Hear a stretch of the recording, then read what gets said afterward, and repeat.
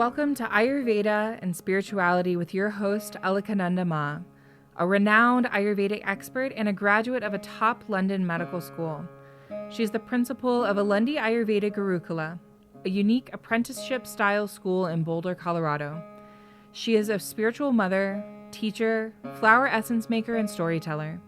Join us as we uncover the timeless principles of Ayurveda, discover practical tips for enhancing vitality, and explore the deeper dimensions of spirituality that intertwine with the ancient science of life.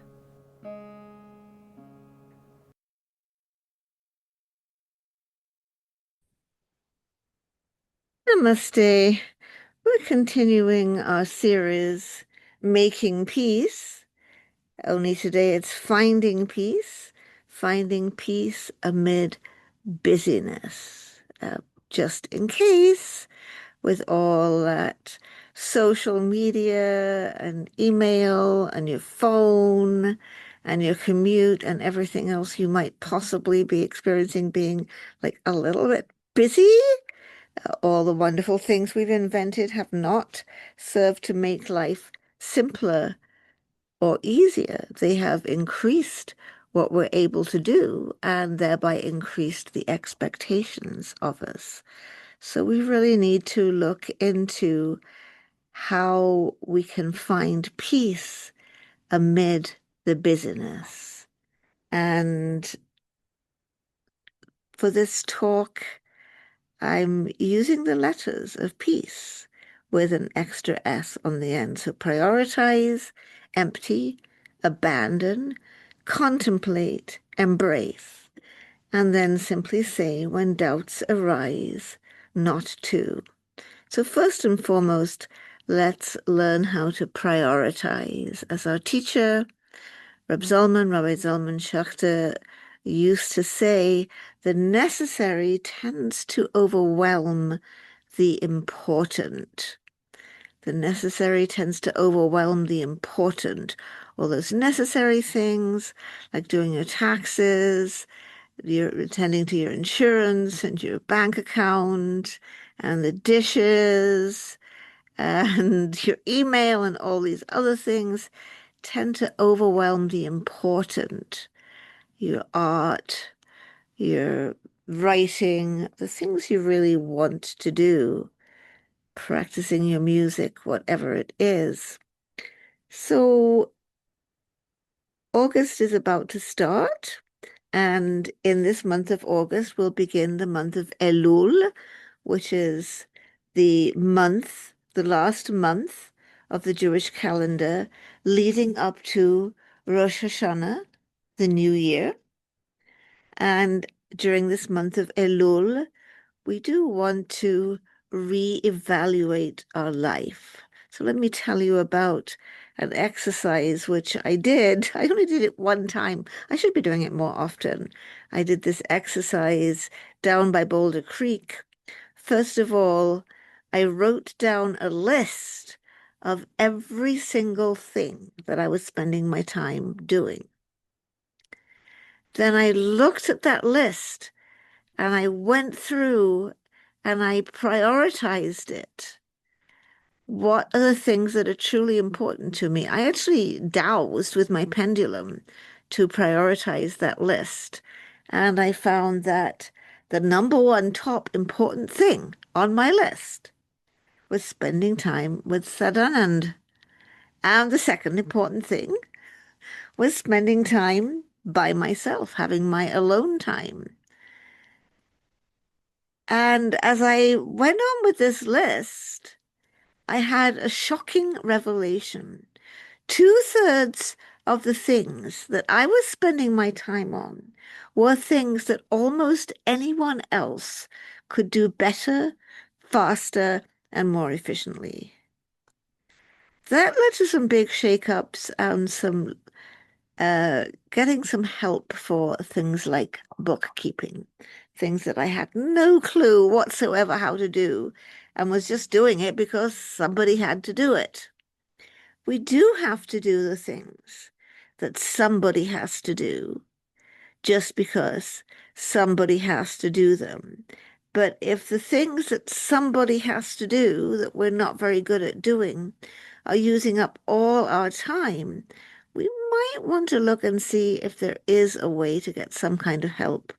Like bookkeeping is way better when it's done by, guess who? A bookkeeper. They can do it a lot faster and more effectively than we can. There is a teaching that the Bodhisattva does whatever is necessary. So it's okay if we're having to do things because they've got to get done, even if it's not really our highest thing. But we do need to take some time to stop, think, prioritize. What is necessary? How much of what is necessary for me to do? How much can I seek help with? How much can I simply remove? Like some people delete their social media. I'm saying I haven't deleted my social media, so I'm not a person to advise you about that. But there are things we can do to get rid of some stuff. While I haven't deleted my social media, guess what?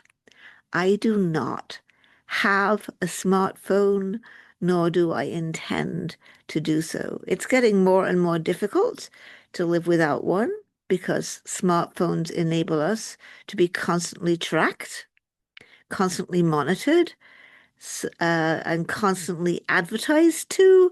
So the billionaires are trying to set up a system whereby you have to have a smartphone. Like you can't get your Prime discount at Whole Foods without having a smartphone, etc. But I'm not going to have a smartphone for numerous reasons, but largely to do with the fact that I don't want to be turned into a humanoid robot. So that's one way that I've been able to cut back on all the things that people have to do once they have a phone that they're looking at all the time. What is necessary? What is important? Did the whole day go by and I didn't do any music practice? Then I am not doing what is important. Worse still, has the whole day gone by and we were too busy to meditate? Then we are really letting the necessary overwhelm the important. So whether or not you're Jewish, more likely if you're listening to this podcast, you're probably not. Uh, take time during this upcoming month of Elul, during this time that leads up to Rosh Hashanah, the Jewish New Year. Take some time. Look at all the things you spend your time on. Look at the things that are necessary. Are they necessary for you to do? Look at the things that are important.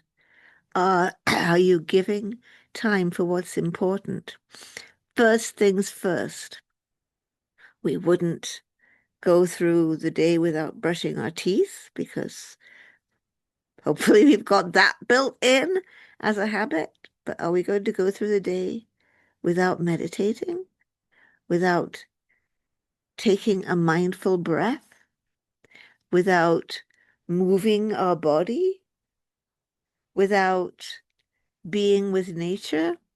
What is this life if full of care we have no time to stand and stare?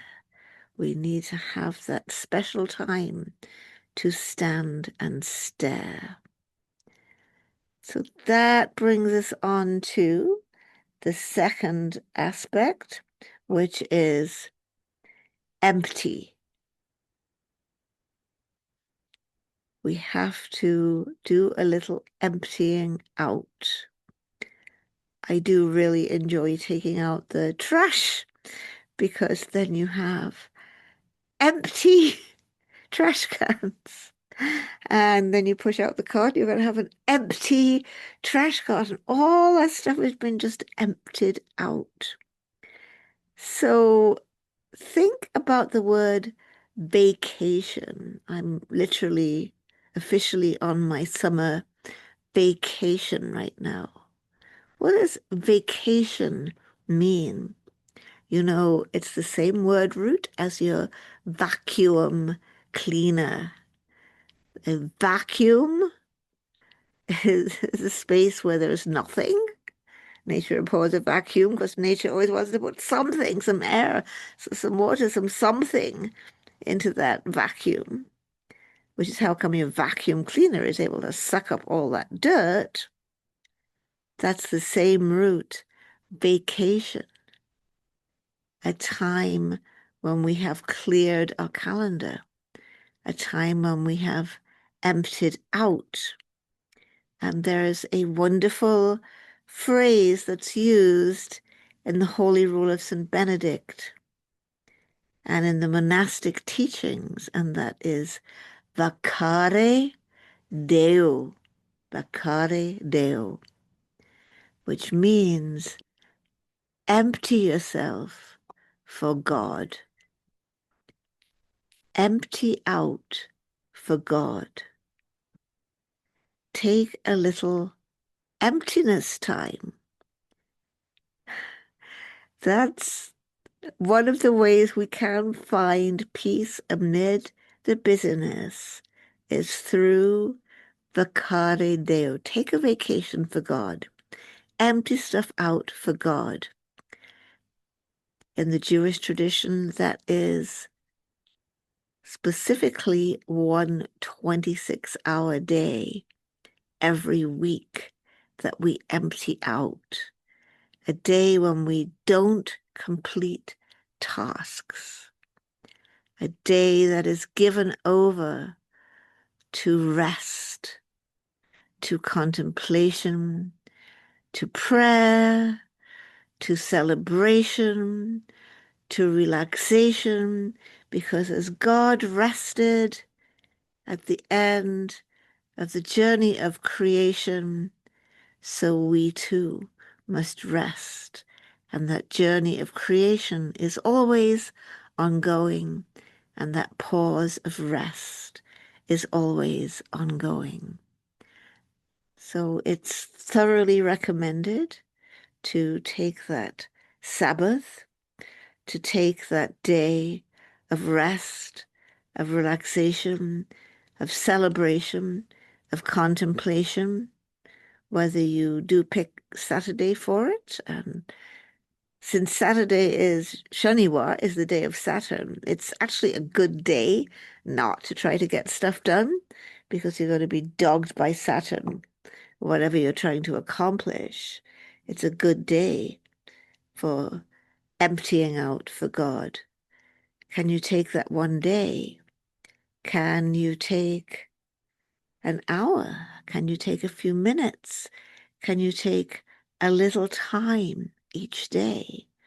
A little time to breathe, a little time to meditate, a little time to contemplate, a little time for Lectio Divina or spiritual reading. Can we empty out some time? Can we have some time when that phone is switched off? Can we have some time when nothing is in our calendar? If it's a day a week, an hour a day, 20 minutes a day, whatever you can do, empty out some time. Do not let all your time get contaminated. Take an empty time. It's also a time that we can find in between each breath. In between the out breath and the next in breath, essentially, I mean, there's residual air in your lungs, but essentially empty again. Another gap between in breath and out breath. Breathing in, breathing out, empty. Finding that emptiness, that fraction, that split second, that moment of emptiness between breath and breath. So first of all, prioritize what's necessary, what's important. Try to cut back on the encroachment of the necessary into the important. Next, empty. Vacare Deo. Take a holiday. Take a vacation for God. Next is abandon. And this phrase abandon comes from one of my favorite spiritual books, L'Abandon, Self-Abandonment to Divine Providence by Jean-Pierre de Caussade. And it's a collection of letters and spiritual instructions that he wrote to the nuns that he was responsible for looking after in terms of their spiritual needs. He was responsible for guiding these nuns on their spiritual path.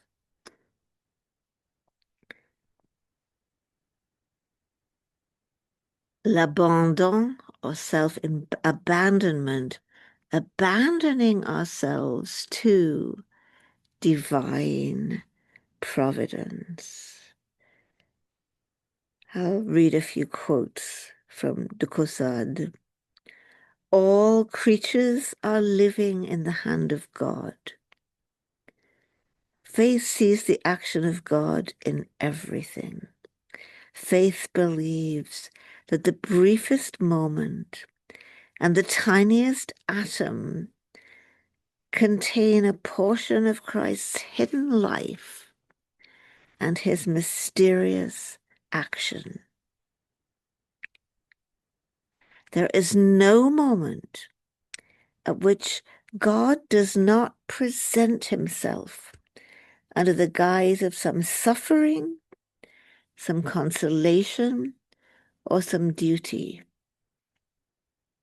Something arises in every moment, a headache or an ice cream,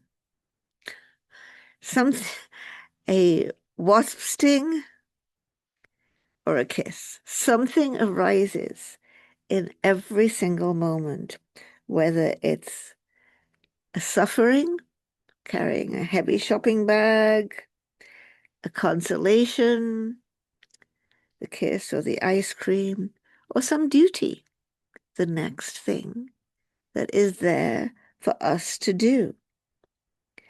So if we are vigilant and attentive, says de Caussade, vigilance, if we pay attention, God will reveal himself continuously to us, and we'll rejoice in his action in everything that happens to us. At every occurrence, let us say, Dominus est. It is the Lord. This actually comes, pretty sure this comes from the story where the two disciples are walking on the road and a stranger starts to walk beside them. It's after Jesus' crucifixion. They're walking along. A stranger is walking beside them, and suddenly they realize Dominus est. They realize that they are encountering the risen Christ. So that Dominus est, that, wow, amazing. We want to say this with everything that happens and not, or, or, grr, but, it's the same thing but different. There's all the difference in the world between and Dominus est. It is the Lord. Whatever it is a gift from God. I've been told by my pelvic therapist to take, talk about a vacare deo. I have to take 10 minutes of rest during the day, each day. When she told me this, I laughed. I found it very, very funny. What, me rest? I don't do that. It's daytime. Why would I rest? So she told me to do it, so I've been doing it. I've been lying down, having a rest. She's like, look, anything can wait 5 or 10 minutes. She doesn't know about Agnihotra, which cannot wait 5 or 10 minutes because it has to be done exactly. Sun half disk on horizon, and you got to work around it. But okay, everything can wait for 5 or 10 minutes, and you can lie down. So it's Guru Purnima. I'm trying to squeeze in. I'm determined to squeeze in that rest. So I just lie right down in the living room in my sari, ready to go for the yagna. And I lie down and I relax and ding ding! It's the doorbell! Oh my goodness. Just as I'm just as I'm trying to rest, look what's happening.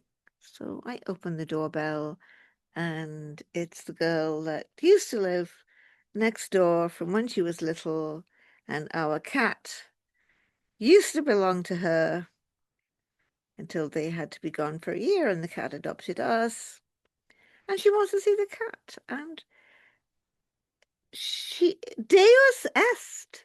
She's here with her lovely boyfriend. I never met her boyfriend before. She's 16 now. She wants to see the cat. Deus est. It is the Lord. It's the divine will. And with this abandonment to divine providence, it lets go of a lot of the tightness and uptightness of the way it should be. Because, it never is the way that it should be. Faith is the light of time. It alone attains truth without seeing it. It touches what it does not feel. It beholds this world as if it were not there, seeing something quite different to what appears on the surface. It is by faith that God reveals and manifests himself in all things. It is faith that divinizes things, lifting the veil, revealing to us eternal truth. It's our faith that takes us from to It is faith that gets us to say Deus est. It is the Lord in all these ordinary, annoying, irritating, or overwhelming circumstances.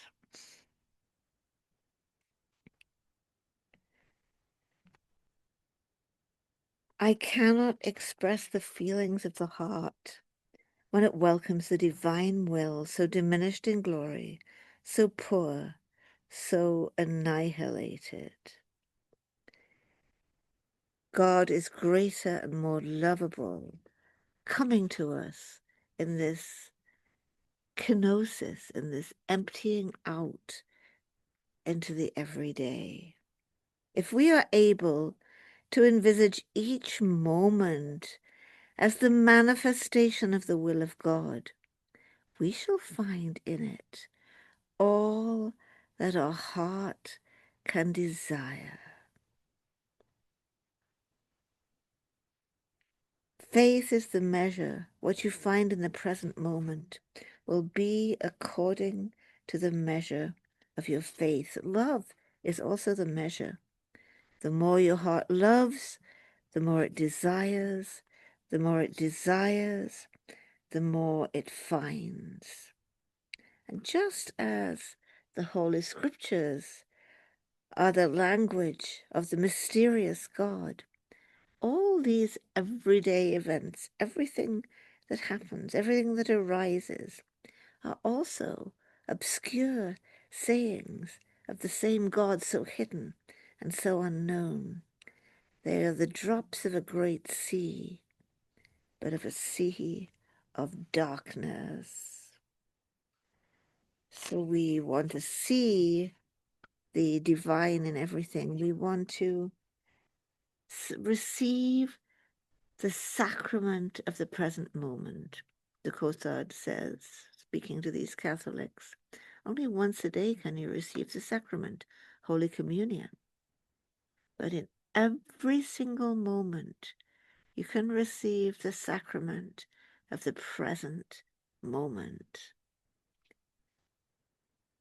Abandon to divine providence. Go from to it is the Lord, and receive the sacrament of the present moment. Contemplate. This is another very valuable practice, is creating everyday contemplations. It's something that Thich Nhat Hanh was extremely famous for. Washing the dishes to wash the dishes, not to get them done. Sometimes I am so tired. I think I am actually just washing the dishes to get them done. But as much as possible, I want to take my time and wash the dishes to wash the dishes, wipe the counter to wipe the counter. Gardening is a wonderful opportunity for everyday contemplations because of the weeds. When I was in the Abbey, I was gardening 6 hours a day, 6 days a week. And there were good weeds and there were bad weeds. The bad weeds you had to burn. You couldn't put them on the compost. The good weeds are just adventitious weeds. You can easily pluck them out. And that is just like equivalent to passing things. You may get a little bit annoyed or a little bit fed up, but it's just a passing thing.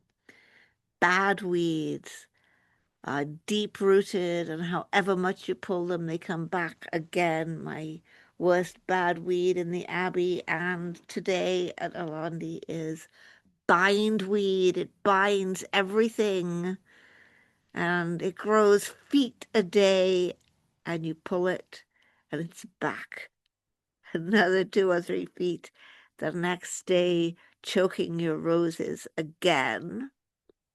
So the contemplation of weeding, that we are eradicating some kind of negative tendencies, that when we're composting, that we are transmuting.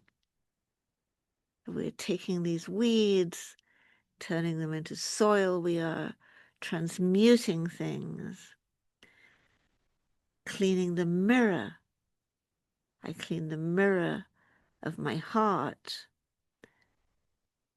washing the dishes.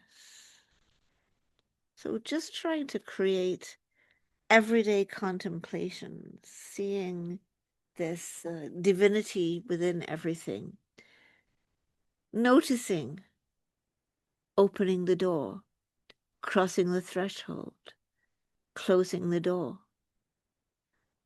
noticing the door handle, noticing, taking a moment of mindfulness, creating everyday contemplations. When the phone rings, you could be, I mean, I often am. I mean, and it's yet another, hello, I'm on a recorded line, and please support the police or whatever it is. And you just want to go, grrr.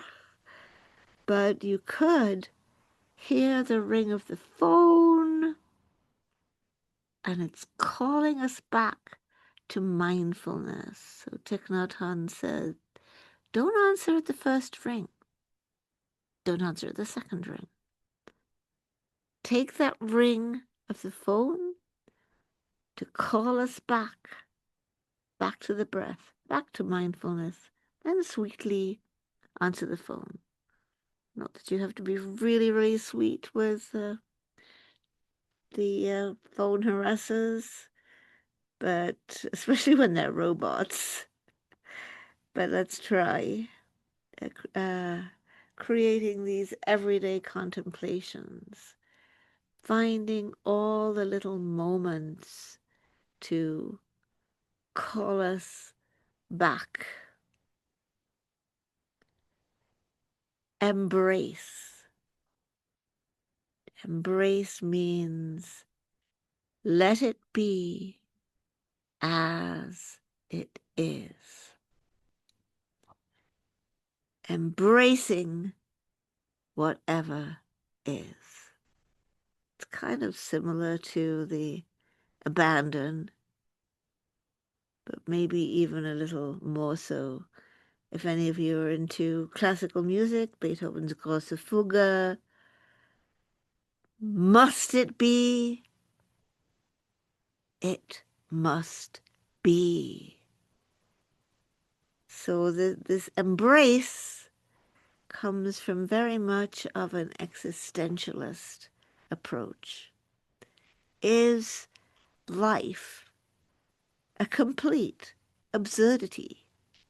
Let's think for a moment. Suppose all the religions are wrong.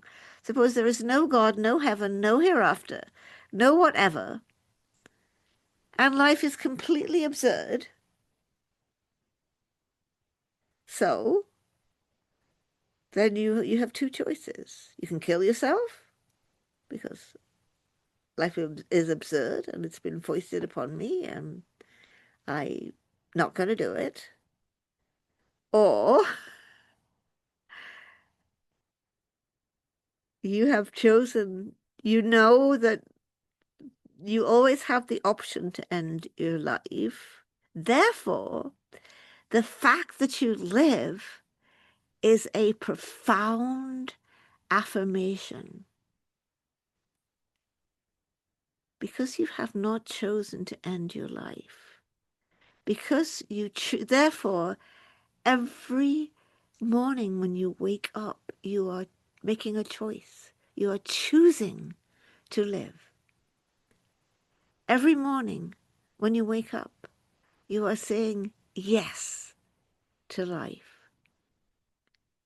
And you are saying yes from an existentialist standpoint, not because you expect something after this life, beyond this life, whatever. Maybe your life is complete absurdity.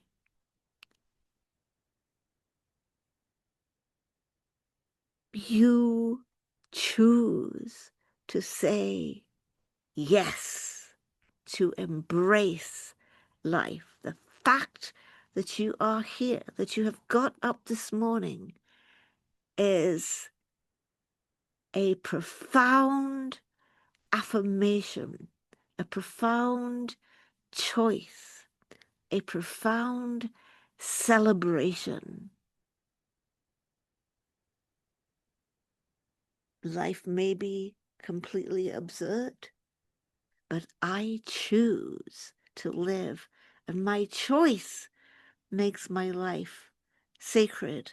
My choice makes my life a positive affirmation. And remember that this does apply to each and every one of us, not only to those of us who are fit, strong, healthy, young,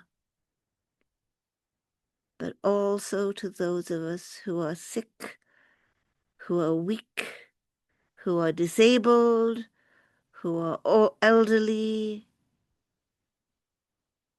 Our life too can be affirmed. Let it be as it is. Like Milton says in the poem on his blindness, it ends with, they also serve who only stand and wait. We are here.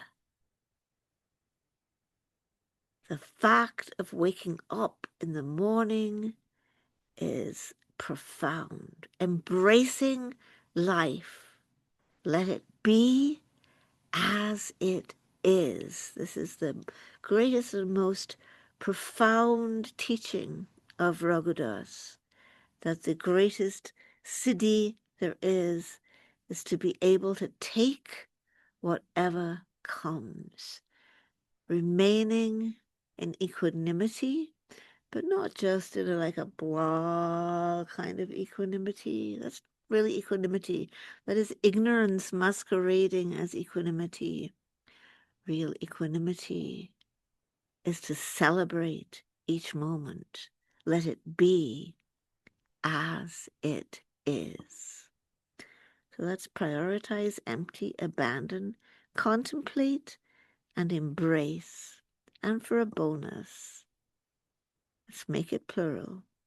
Simply say, when doubts arise, not to.